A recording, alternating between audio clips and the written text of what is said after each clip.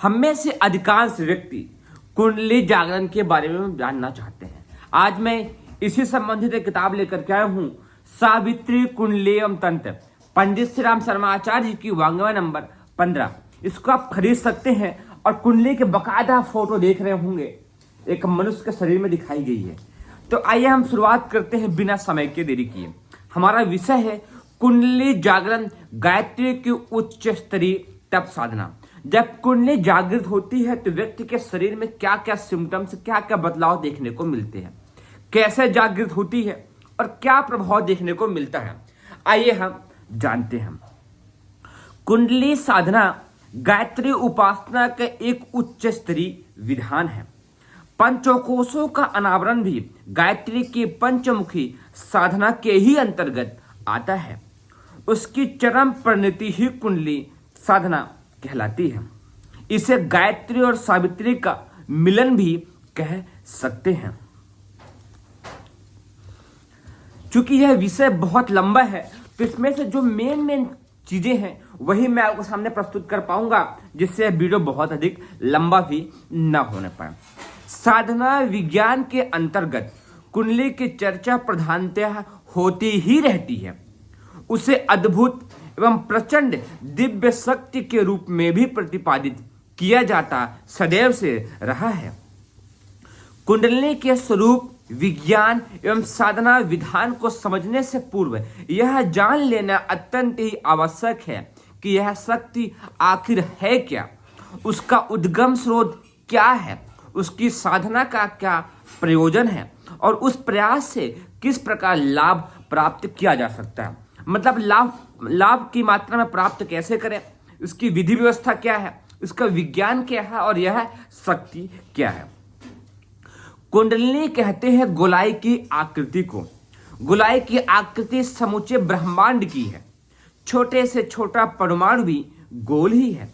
कोई चाहे तो ब्रह्मांड सत्ता अथवा जीव सत्ता को कुंडलिनी कह सकता है। ग्रह नक्षत्र भी गोल है। पदार्थों के परमाणु और प्राणियों के जीवाणु भी गोल हैं। इस गोलाई को कुंडली समझा जा सकता है। यह तो इसकी एक मात्र मोटी व्याख्या हुई। अब इससे अधिक आगे चलना होगा। ग्रह नक्षत्र गतिशील हैं। वे एक नियत कक्षा में परिभ्रमण भी करते हैं, आगे बढ़ते हैं और गोल गति से घूमते हुए बार बार अपनी कक्षा में परिभ्रमण करते रहते हैं। यह परिभ्रमण गोलाकार होने से कुंडली ही है। जीव जन्मता है, बढ़ता है, मरता है और फिर उसी क्रम की पुनरावृत्ति करता है। यह कुंडली चक्र ही हुआ। कुंडली मार कर सर्प बैठा है, ऐसी कहावतें हम सुनने को देखते हैं। इसलिए उसकी उपमा प्रायः काम में लाई जाती है। पृथ्वी शेषनाग के फन में रखी हुई आकाश तत्व का देवता अनंत महासर्प है। इस पौराणिक मान्यता में विश्व ब्रह्मांड की तथा पृथ्वी की स्थिति का निरूपण ही किया गया है। पाताल को शेष लोक कहते हैं। ऊपर के ब्रह्म लोक पर भी शेष सर्प का ही आधिपत्य है। विष्णु भगवान सर्प पर सोए हुए हैं। शिवलोक में भी सर्प साम्राज्य है। वे भगवान शंकर के अंग अंग में लिपटे हुए हैं। इस प्रकार अधः लोक और ऊर्ध्वलोक में पृथ्वी के ऊपर और नीचे सर्प सत्ता का ही आधिपत्य है। इस विवेचन में कुंडली शक्ति के स्वरूप की ही आरंभिक जानकारी समझने को और देखने को मिलती है। जो ब्रह्मांड में है वही पिंड शरीर में भी है। मस्तिष्क ब्रह्मलोक है और मूलाधार भूलोक है। दोनों पर सर्प शक्ति का ही आधिपत्य है। दोनों पर सर्प शक्ति का ही आधिपत्य है। मस्तिष्क में सहस्त्रार चक्र, सहस्त्र फंद वाला, विष्णुशया के लिए प्रयुक्त होने वाला महासर्प सर्पनी कुंडली जागरण जनेन्द्रिय में भी मूल है। प्राणी के शरीर की उत्पत्ति वहीं से होती है। शक्ति का विकसित रूप ही पदार्थ है। शरीर के अवयव रासायनिक पदार्थों से बने हैं, पर वह मूलतः शक्त रूप में ही देखने को मिलते हैं। यह तो हुआ एक सामान्य परिचय कुंडली के बारे में। अब आइए हम चलते हैं और अगले पैराग्राफ में। पृथ्वी की धुरी उत्तरी ध्रुव में है। वहां से वह अंतर्ग्रही शक्तियों के विशाल भंडार में से अपने लिए उपयोगी आवश्यक वस्तुएं खींचती और बटोरती रहती है। उपयोग करने के उपरांत जो कचरा छिलका बच जाता है उससे दक्षिणी ध्रुव में फेंक देती है। सामान्यतः खींचने का केंद्र तो बहुत ही महत्वपूर्ण लगता है और फेंकने का घटिया, पर बात वैसी बिल्कुल भी नहीं है। फेंकने की व्यवस्था न रहने पर संचय की उपयोगिता ही नहीं रहेगी। गाय घास खाती रहे पर दूध न दुह जाए तो न तो थन को ही नहीं, उसके शरीर को ही, पूरे शरीर को ही हानि होगी। अर्थात खींचने और फेंकने की दोनों ही प्रक्रियाएं बहुत ही महत्वपूर्ण हैं। कहा जा चुका है उत्तरी ध्रुव की तुलना मानवीय मस्तिष्क से की गई है। हमारा शरीर का यह जो उत्तरी ध्रुव है वह हमारा मस्तिष्क ही है, जो संसार के ब्रह्मांड की शक्तियां खींच करके इस शरीर को देता है। दक्षिण ध्रुव की जननेंद्रिय मूल से है। जो मूलाधार है, जननेंद्रिय है, उसका संबंध दक्षिणी ध्रुव से है। जिस तरीके से पृथ्वी ब्रह्मांड से उत्तरी ध्रुव के से खींच करके दक्षिणी ध्रुव से फेंकती है, उसी तरीके से हमारा मस्तिष्क भी उत्तरी ध्रुव है और जननेंद्रिय मूलाधार का स्थान दक्षिणी ध्रुव माना जाता है। मस्तिष्क मध्य को ब्रह्मरंध्र या सहस्त्रार भी कहते हैं और जननेंद्रिय मूल को मूलाधार भी कहते हैं। मतलब ये सहस्त्रार भी है और ब्रह्मरंध्र भी है। और मूलाधार जो वासना का स्थान है, वंशानुक्रम बढ़ाने का स्थान है और जन्मजात की प्रक्रिया का स्थान है, वह होता है मूलाधार का स्थान। कुंडली वह शक्ति है जिसका मूलाधार और सहस्त्रार के बीच अधिक शक्तिशाली प्रवाह चल पड़े तो जीव और ब्रह्म के बीच एकता से जो महान संभावनाएं बन सकती है वह दिखने लगती है। दोनों के मिलन की प्रक्रिया ही एक मूलाधार प्रक्रिया, कुंडली प्रक्रिया कहलाती है। दोनों सिरे अपने अपने सीमित स्थानीय कार्यों में ही लगे रहते हैं। उनके बीच आदान प्रदान की प्रक्रिया प्रायः नहीं जितनी ही चल पड़ती है। वो दोनों आपस में अपने अपने कार्य में ही व्यस्त रहते हैं, लेकिन जब दोनों की प्रक्रिया मिल जाती है तो एक बहुत ही विशेष प्रक्रिया होती है। आइए चलते हैं आगे की ओर।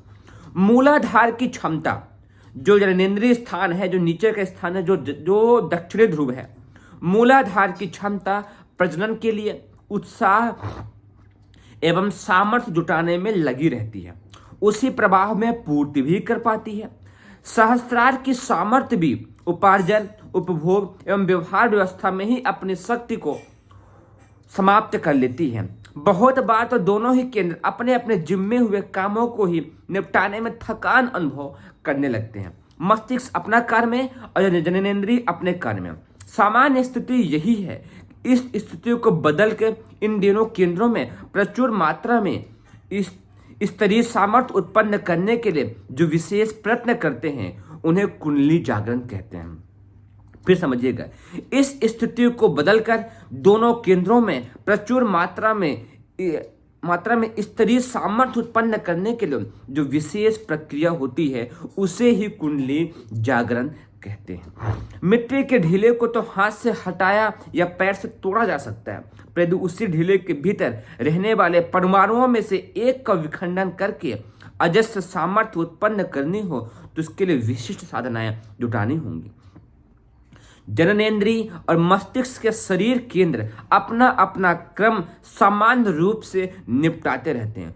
उनमें कोई मोटी गड़बड़ी पड़ती है तो उसे दवा दारू के रूप में निपटा दिया जाता है। यदि इन केंद्रों में छिपी बीज शक्ति को उभारना और उच्च स्तरीय बनाना हो तो फिर सामान्य से आगे बढ़कर असामान्य उपाय व उपचार भी अपनाने होंगे।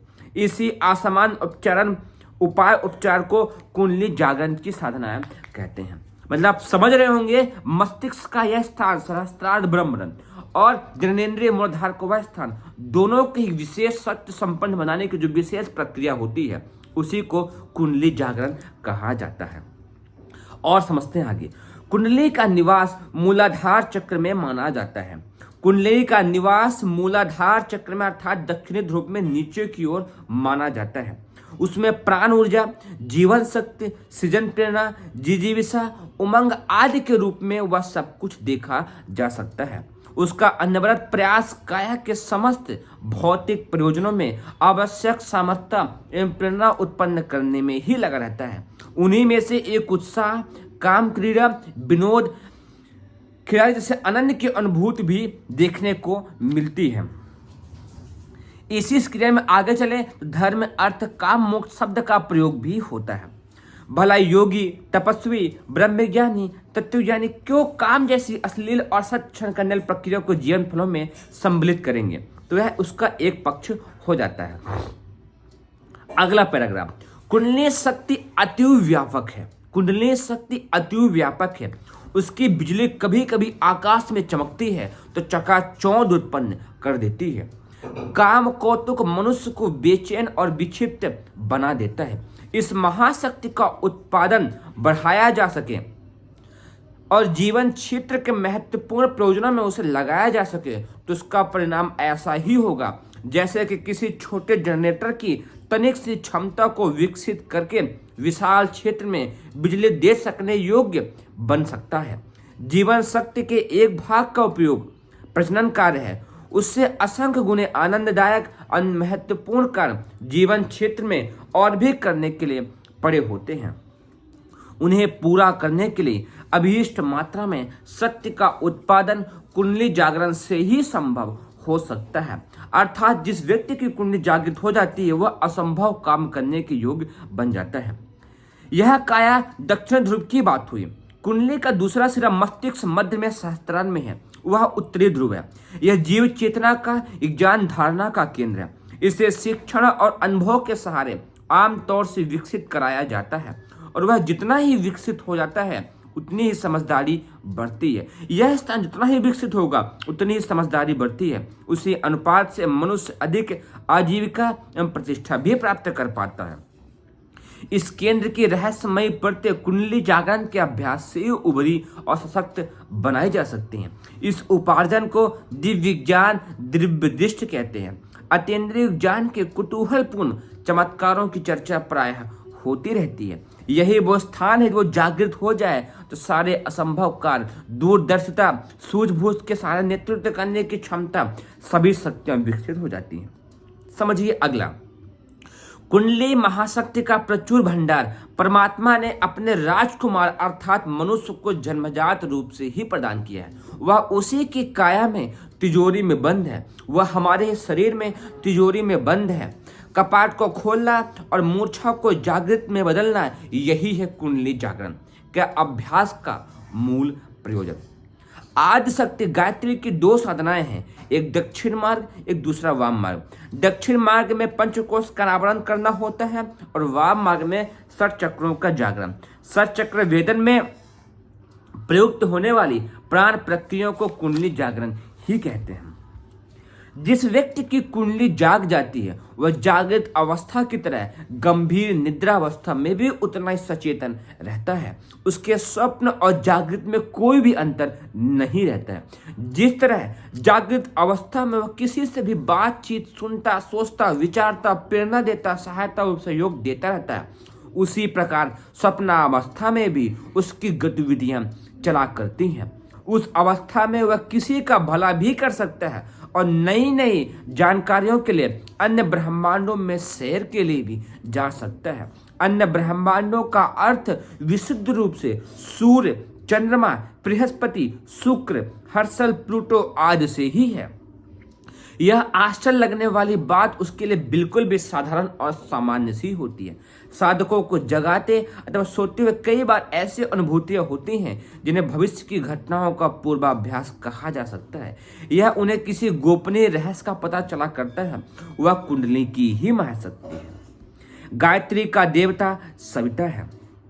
कुंडली के दो उत्पत्ति स्थान माने गए हैं, एक सूर्य केंद्र में निवास करने वाले पुरुष रूपी, दूसरी स्त्री रूप में पृथ्वी केंद्र में।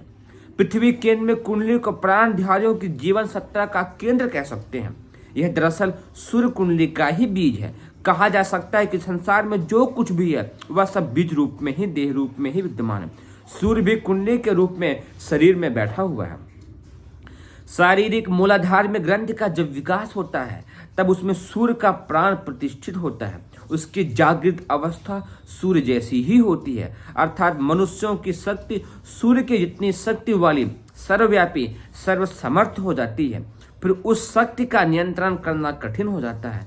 कमजोर मन और शरीर वाले उस शक्ति को धारण नहीं कर सकते हैं। उसके लिए एक अलग ही प्राण शक्ति बल ओज का संचार चाहिए। गायत्री का देवता सविता है और कुंडली के प्रतिनिधि शक्ति भी सूर्य है। इसीलिए गायत्री उपासना का सीधा प्रभाव मेरुदंड से होकर इस गुदा क्षेत्र में ही होता है। ऊपर से उतरने वाली प्राण प्रवाह पहले यहीं पहुंचता है और फिर गुच्छा के द्वारा सारे शरीर में संचित होता रहता है। जितना अधिक साधन का विकास होता है उतनी ही प्राण शक्ति अभिवर्धन और उसी अनुपात से कुंडली जागृत भी होती है।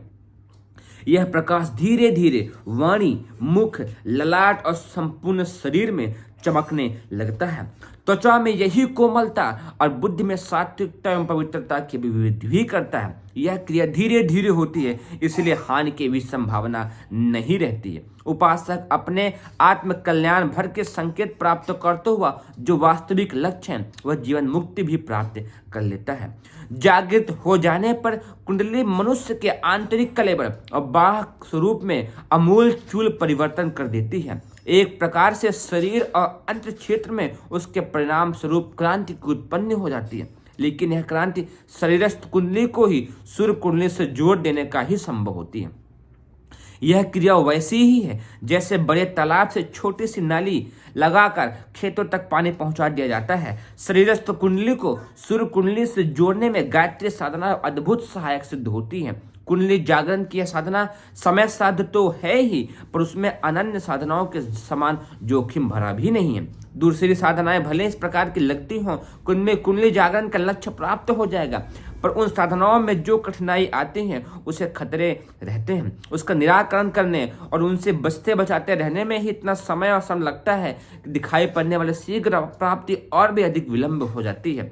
अस्तु विचारशील मनुष्यों ने गायत्री साधना को कुंडली जागरण का सबसे सुगम, निरापद और आवश्यक फलदायी बताया है। अगला विषय है स्थूल और सूक्ष्म शक्तियों का उद्गम, गायत्री महामंत्र, जिस पर हम बात करेंगे। फिलहाल आप सभी को हृदय की गहराई से बहुत बहुत धन्यवाद। कोई प्रश्न होगा तो कमेंट करिएगा। आप सभी को बहुत बहुत